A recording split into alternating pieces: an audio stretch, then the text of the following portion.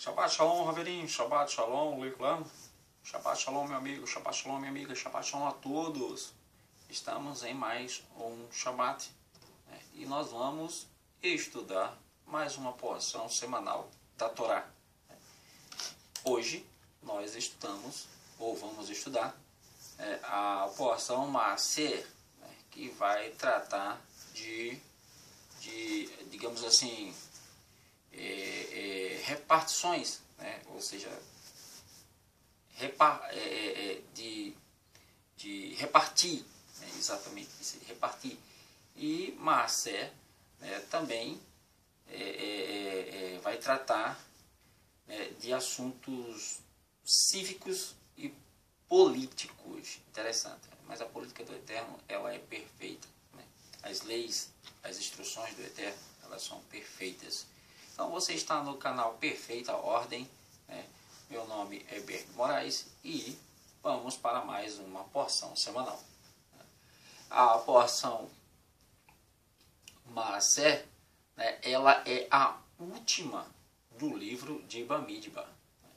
E depois do último, a última porção, né, quando nós terminamos um livro, né, nós recitamos o Rassam, que é apenas uma digamos assim, um símbolo, uma tradição.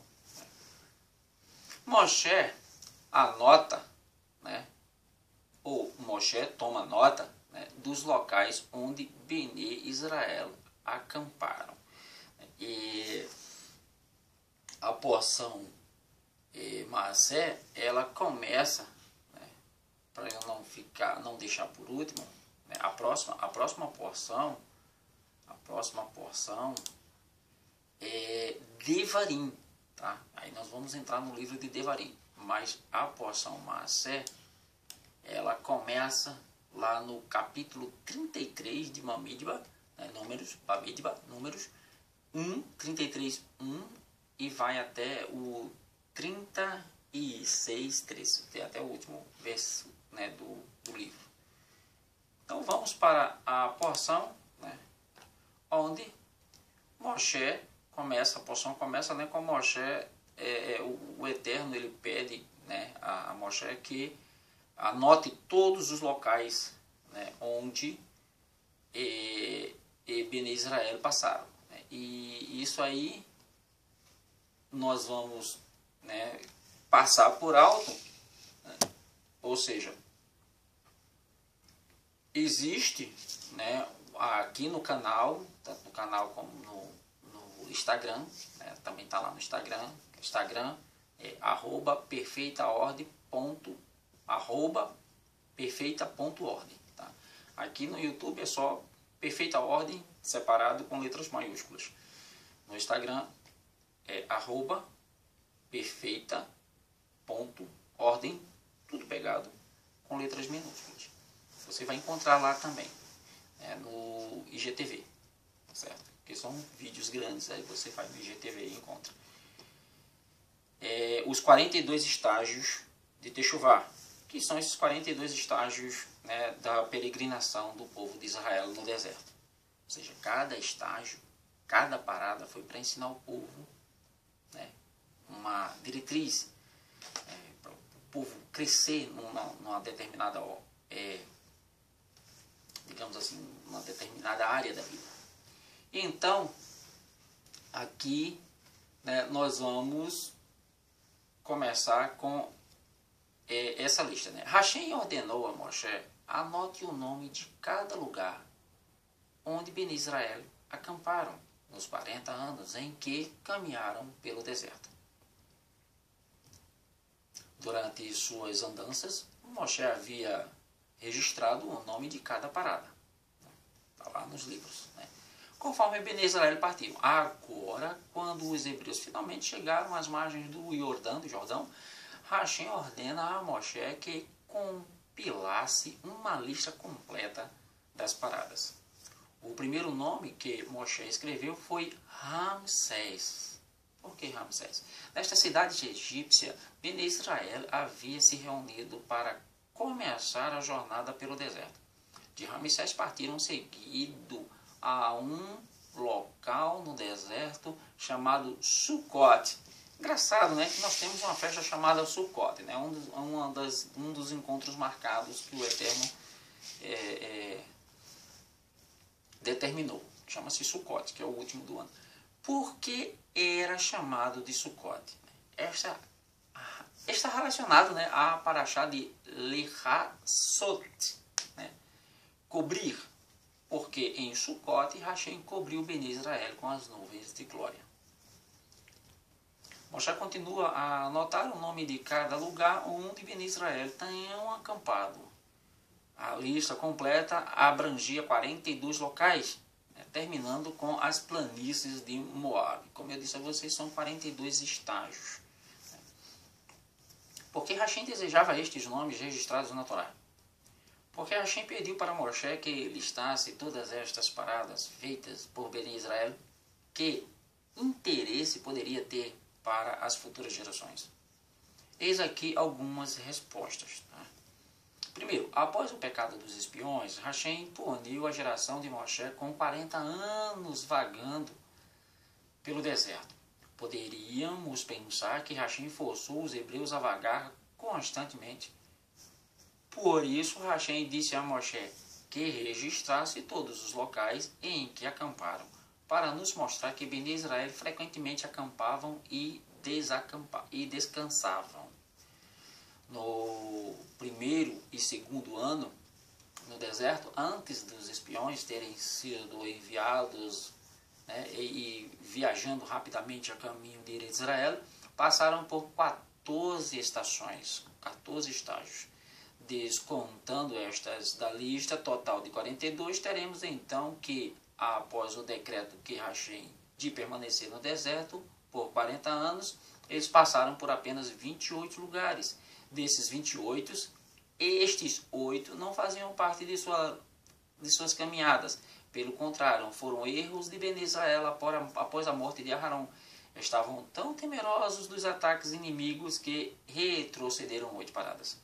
Assim, restaram 20 lugares nos quais acamparam durante um período de 38 anos. Mais que isso, numa estação... Mais que isso, né? Numa estação, Kadesh, acamparam por 19 anos. Portanto, nos 19 restantes, acamparam em 19 paradas. Interessante essa contagem, né? Com a média de um ano acampados em cada local. Vemos que se Hashem decreta uma punição, ele o faz com misericórdia. Esta lista de locais nos ajuda a entender isso. Sabemos também que os hebreus de nada sentiam falta.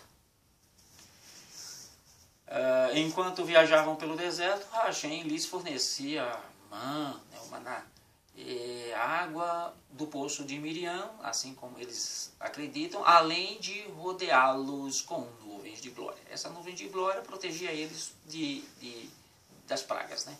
Isso a gente já estudou. Segundo ponto, né, parecia inacreditável às gerações posteriores como uma nação de milhares de almas sobreviveu por 40 anos no deserto. É difícil de acreditar, realmente. Tentaram interpretar este período da história de maneira natural, criando todos os tipos de teorias, como o Bnei Israel viajava por regiões habitadas e similar a outras tribos nômades. Sustentavam-se através de fontes de água e nutriam-se de plantas lá encontradas, ou de plantas que plantaram e colheram durante estadias mais longas. Por isso, a Torá descreve repetidamente os desertos percorridos pelos hebreus. A maioria era completamente inabitável por seres humanos. Por isso, não tinham água nem vida vegetal. Uma enorme população de homens, mulheres e crianças jamais poderiam ter sobrevivido lá. Só homens eram 600 mil, né, se eu não me engano. A gente fez o último censo. A fim de incutir finalmente em nossos corações a fé de que Hashem milagrosamente guiou nosso povo através do deserto, a Torá especifica os nomes das paradas. As antigas gerações conheciam tudo acerca dessas regiões e sabiam que não eram habitáveis. Terceiro ponto, o Midrash oferece uma outra razão. Estes locais merecem uma menção honrosa por acomodarem os hebreus durante suas caminhadas. Foram honrados, embora lugares não tenham vontade própria. E isso nos ensina a grande recompensa da hospitalidade. Se uma pessoa, por livre escolha, abre suas portas a alguém que precisa de alimento e um local para dormir, muito mais Hashem o honrará. Quarto, as estações onde Bene Israel acamparam estão listadas em ordem, a fim de ensinar que suas andanças eram ditadas por um plano definido por Hashem, um plano superior. Um homem tinha um filho muito doente. Levou-o de um médico a outro e de hospital a hospital para tratamentos. Lenta e gradualmente o filho recuperou-se. Quando finalmente o pai pôde levá-lo para casa, mostrava-lhe pelo caminho todos os locais onde o rapaz passara por tratamentos e operações. Lembre-se, quando passamos a noite nesta sala, conforme passavam por outros lugares, diziam: aqui você ardeu em febre, e em outro aqui você foi afligido por dores de cabeça. Similarmente, a Torá deseja chamar a atenção ao fato de que Hashem fez com que Bene Israel permanecessem em determinada parada no deserto a fim de curar suas doenças emocionais, digamos assim, espirituais, no termo pagão, suas doenças psíquicas, assim, curar da idolatria. Isso. E moral, pois o exílio do exílio do Egito, ou seja, tirar todas as manhas que eles aprenderam no Egito. Mas ainda, a gente queria refinar e purificar a geração, de maneira que o elevado nível moral e sobrenatural alcançado pelos seus membros se tornassem um ponto ou se tornassem em potencial natural em seus futuros descendentes.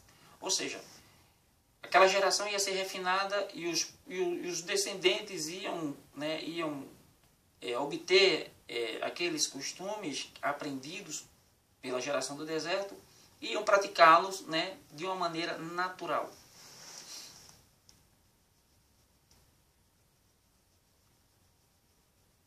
Portanto, liderou os hebreus através das paradas que ofereciam testes para desafiá-los. Por exemplo, a estação onde Bene Israel fizeram o bezerro de ouro continha o poder de gerar um ímpeto para a idolatria. Kivrot Hatavá. Kivrot Hatavá. Onde exigiram carne, estilou-lhe desejos físicos.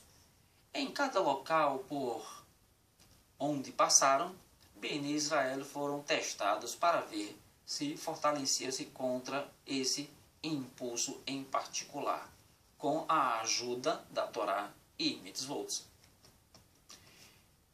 Lembrando mais uma vez que se você quiser o estudo completo sobre os 42 estágios que os hebreus passaram, você procura aí no canal 42 estágios de Teshuvá, que está aí no canal o estudo completo. O que eles aprenderam em cada estágio, em cada parada que eles fizeram. Hashem ordena que as nações que vivem em Eretz Kenaã sejam expulsas e define as fronteiras da terra. Lembrando que todas as nações na qual eles conquistaram, primeiro foi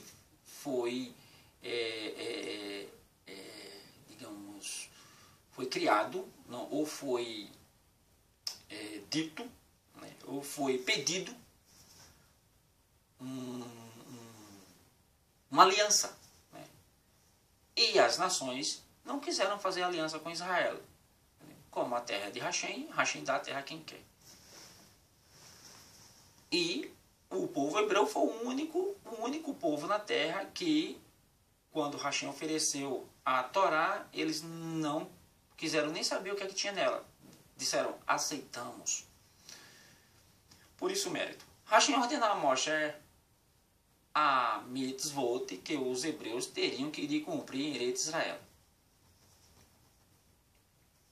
Uma delas era: vocês não podem se estabelecer entre as 7 nações que lá vivem. Depois que conquistarem a terra, expulsem-nos. Estas nações adoram ídolos e fazem outras coisas negativas, né? Como jogar os filhos no fogo. Né? Hoje ainda tem isso.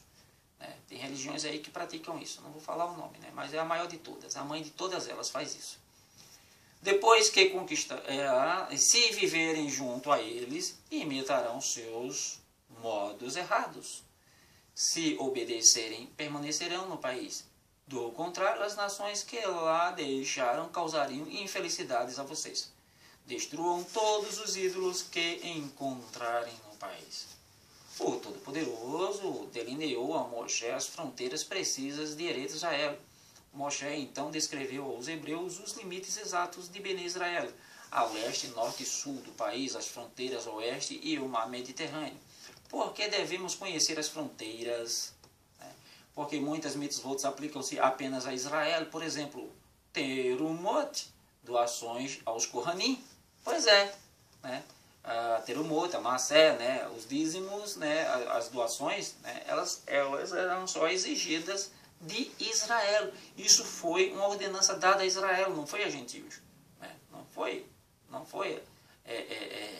a outras nações. Né? Por exemplo, a Massé, o Masrot, o dízimo, né?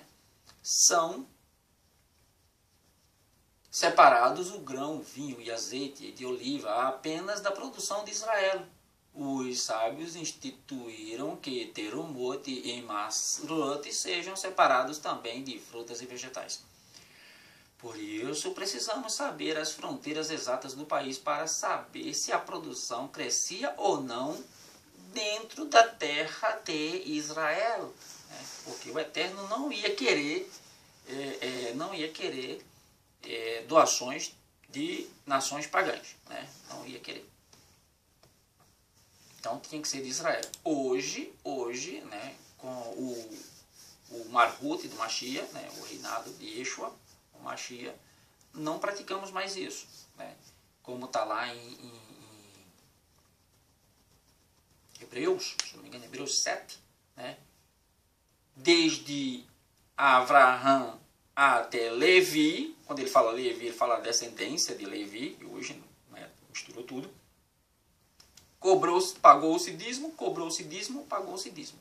Dá para cá mais. E quando a gente lê Atos, né, dos Talmidins, Atos dos Apóstolos, nós não encontramos nenhuma passagem, nem Yeshua cobrando dízimo, nem os Talmidins cobrando dízimo, né, são os discípulos, né, e simplesmente existiam doações para ajudar as pessoas carentes, que era a caridade.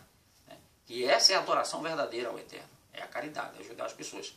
E as religiões não fazem isso. Né? As religiões só pegam e não ajudam em nada.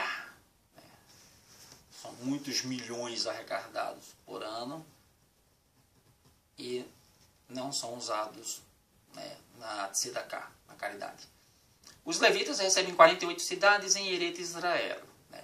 Os levitas serviam no Beit HaMikdash e eram os que ensinavam Torá para todo o povo. Não tinham tempo para cultivar fazendas, por isso não receberam uma parte de Eretz Israel.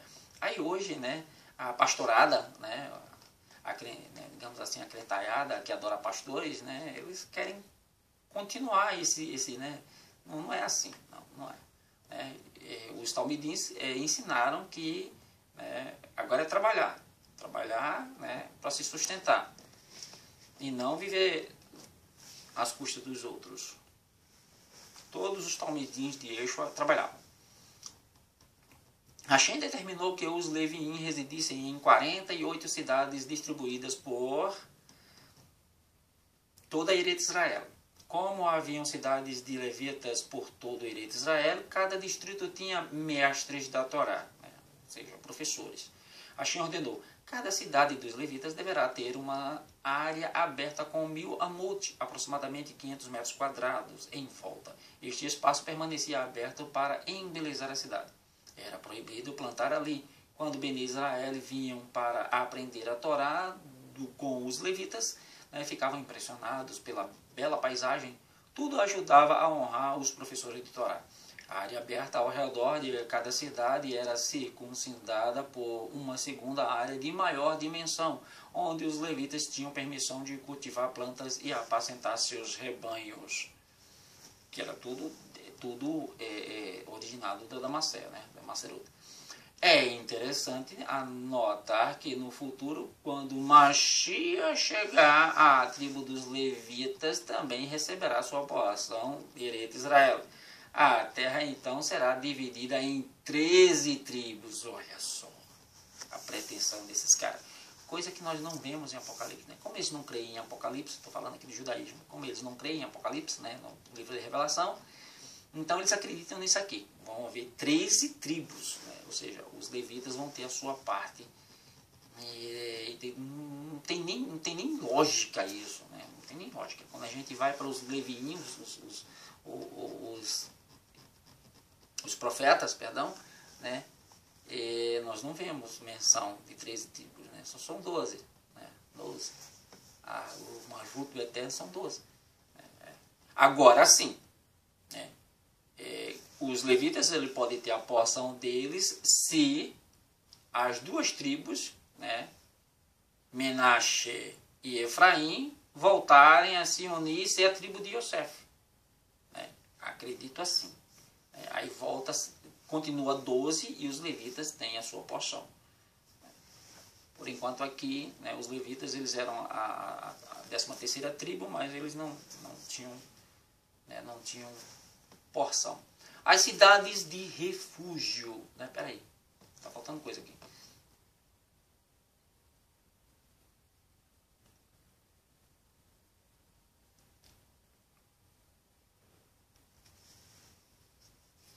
Hashem ordenou que das 48 cidades levitas, 6 foram separadas oficialmente como cidades de refúgio para assassinos não intencionais. 3 em Eretz Israel e 3 ao lado leste do Jordão. Bom, a gente já aprendeu que 2 tribos e meias ficaram antes do Jordão, do lado leste. Então 3 cidades de refúgio ficavam lá e 3 ficavam do outro lado, do lado leste do Jordão. As cidades de refúgio. Hashem disse a Moshe: separe 3 cidades de refúgio a leste do Rio Jordão, e depois que Bene Israel cruzarem o Jordão, Yehoshua deverá separar outras 3 em Eretz Israel. Yehoshua é Josué, tá? Um hebreu que matou outro deve fugir para uma dessas cidades por mim designada como refúgio. Em seguida é levado a julgamento e verificado se matou intencionalmente ou por engano. Se for decidido que o assassino foi cometido deliberadamente, o assassino não pode retornar à cidade de refúgio. É condenado à morte desde que tenha sido advertido e 2 testemunhas tenham observado o assassinato. Lembre-se que no julgamento de Yeshua era preciso 2 testemunhas. Eram preciso 2 testemunhas. E quando, ou mais, 2 ou mais. Nunca uma só não valia. Eu vi ele matando. Quem mais viu? Ninguém? Então uma testemunha só não vale. Tem que ser 2 ou mais. E quando Pilatos escreveu lá, Yeshua, Meler, Ha-Yehudim, Yeshua, rei dos Yehudim, dos judeus, Yeshua, rei dos judeus, ele escreveu em 3 idiomas.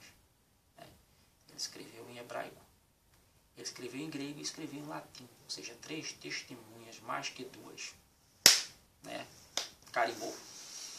Tanto que os caras ficaram invocados. Não, rei não, rei não. Que eu escrevi. Acabou. Então. Entretanto, se os juízes decidirem que o assassinato foi acidental, por exemplo, a pessoa estava cortando madeira e o ferro do machado voou e matou o circunstante, eles o mandam de volta à cidade de refúgio, ou seja, foi sem querer. Né? Hoje, na nossa legislação, é o crime culposo e o crime doloso. Né? O crime culposo é aquele que você não tem intenção de matar. É esse aqui. E o crime doloso é aquele que realmente você armou tudo, teve a intenção de matar. E esse com a intenção de matar é que o cara, né, era pena capital para ele. Apenas lá ele estará a salvo do Goen Haddan. Goen Haddan é o redentor do sangue, né? É o parente mais próximo da vítima. Ele tem o direito de matar o assassino em qualquer local fora da cidade de refúgio, mas jamais dentro da cidade de refúgio. Porque a Torá permite que o Goen Haddan mate um assassino. Né? Para entender esta parte, vejamos o que a Torá diz sobre o pecado de assassinato. A gravidade de se destruir uma vida. Interessante isso aqui. De todos os pecados que um ser humano pode cometer contra o próximo, a Torá considera o assassinato o pior de todos. Preste atenção. O porquê. E depois eu vou dar uma nota de Yeshua, né, ensinando estas circunstâncias. Muitas falhas cometidas contra o próximo podem ser corrigidas. Se uma pessoa insulta outra, pode se desculpar. Se roubou alguma coisa, pode devolvê-la ou pagar por ela. Mas se tirou a vida de alguém, jamais poderá devolvê-la. Além disso, muito provavelmente a vítima teria tido filhos. Agora, todas estas gerações não poderão nascer. Assim é como se o assassinato tivesse matado todas estas pessoas, porque as impediu de vir a este mundo. Por isso, aquele que mata uma pessoa é considerado como se tivesse destruído o mundo inteiro. Quando Caim assassinou seu irmão Hevel, Hashem o repreendeu dizendo: o sangue de seu irmão e o sangue de todos os filhos que ele poderia ter gritam por mim na terra. Se uma vida humana foi tirada, o sangue da vítima não pode descansar, permanece agitado, né, até que seja vingado, levantando um clamor que reverbera através, né, do mundo. Aqui ele bota o universo, né? O universo não existe. Este crime é tão sério que exige implacável punição. Mesmo ser cometido inadvertidamente, ninguém é ferido por outrem por acidente e por má sorte. Se o assassino tivesse sido uma pessoa justa, Hashem não permitiria que este ato acontecesse através dele. Por isso, o Goen Haddan tem o direito de puni-lo. Entretanto, como matou sem má intenção, o assassino pode escapar a uma cidade de refúgio e lá ficar a salvo do Goen Haddan. O castigo é que deve trocar seu lar por um local novo e estranho. Esta punição expia o seu pecado.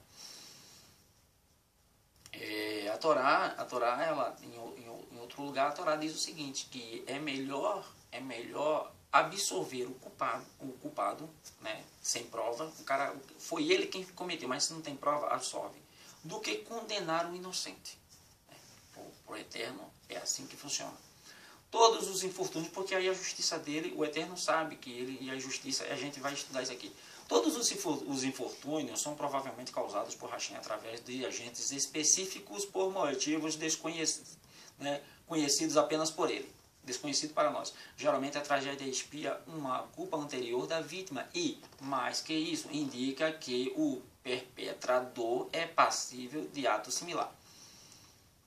Eu não concordo, tá? Eu não concordo porque o homem tem livre-arbítrio. Então, o mal, ele existe, mas o homem é quem escolhe fazer o mal ou não.